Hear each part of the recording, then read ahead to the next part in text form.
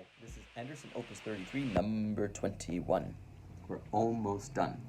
In this articulation exercise, we'll focus on two issues, the dynamic contrast and the issue of consistent tone in such a stamina testing articulation piece. So let's play it and we'll talk.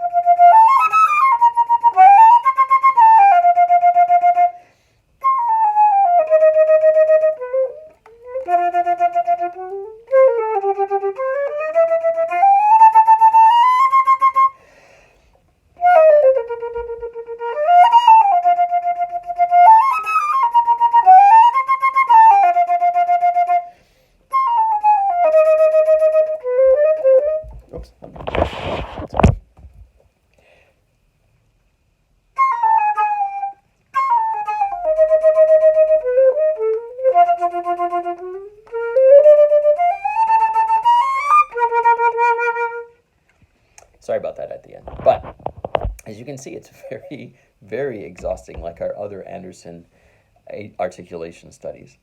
I would recommend you focus on the middle section where you have more chord changes happening. For example, one of my favorite places, both for harmonic interest as well as the dynamic demands, are in measure 23. We have a lot of sharps going on there. Excuse me, and as we go through this passage, such as in measure 29, when I get there, you'll notice that you have to maintain a wall of forte. Here's starting at 23.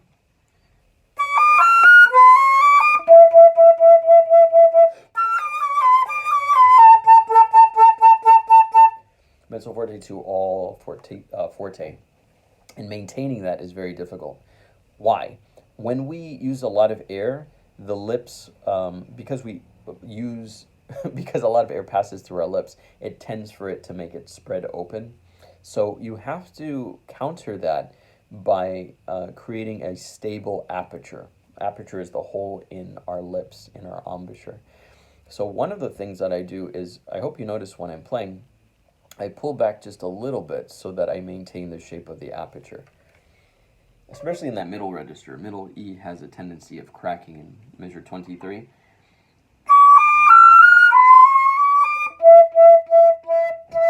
Rather than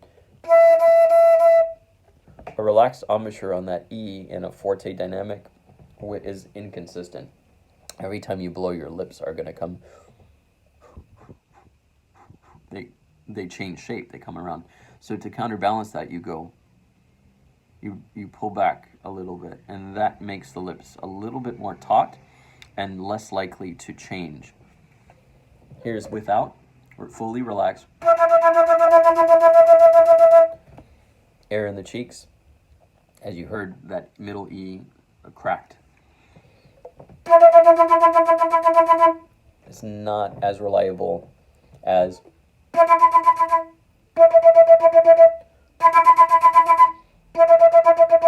one of the things that makes it crack is that with a relaxed, too relaxed of an embouchure, the bottom lip will cover too much of the embouchure plate, and that'll make that middle register E go up to the harmonic.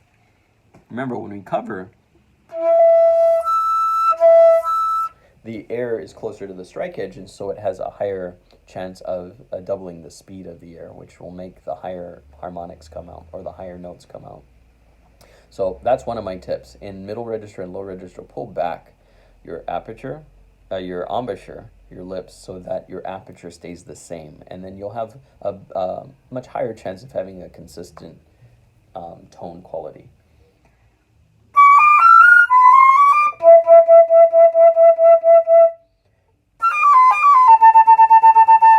Rather than too loose, too diffuse of a sound. Those challenges are throughout the piece, and it gets increasingly more difficult as the dynamic demands are put on us on the lower register. For example, 46, those low Fs. Again, if you're too forward, it'll create a diffuse sound. Focus it up. It doesn't have to be maximum, but you do need to, in this etude, we're laser focus of the tone is what we're trying to, the exercise that we're trying to complete. Should all pieces of music sound like this? Absolutely not. As flute players, we have a wide palette of tone colors, and you have to learn the techniques to control those tone colors so that you can appropriately place them in the piece that you're working on.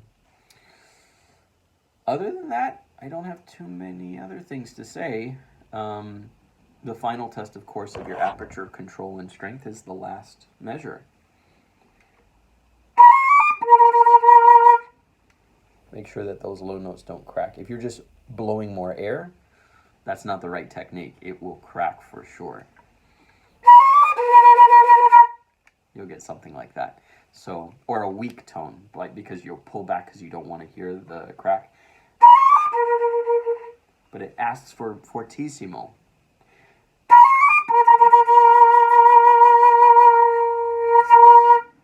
So really focus, laser focus your tone so that we hear consistency. All right, good luck and happy practicing. Can't wait for the next one.